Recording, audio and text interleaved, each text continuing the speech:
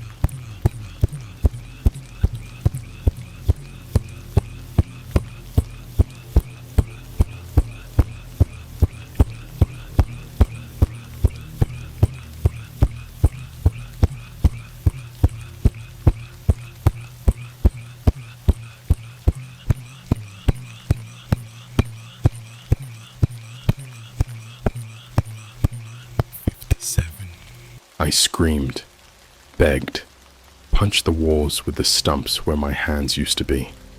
Nothing. There were no rules left. Only obedience. Only blood. And then something truly sick happened. Something I still can't wrap my brain around. The televisions went black, and a chat window appeared. Live. Comments started rolling in. Thousands. Tens of thousands.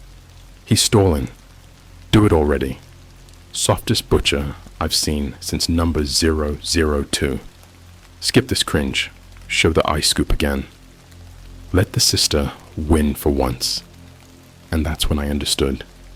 There were people watching this, all over the world, from their beds, their phones, their classrooms, kids in Tokyo, college students in New York, a guy in a Starbucks in Berlin, all tuning in, all watching, all waiting, not horrified, not shocked, excited.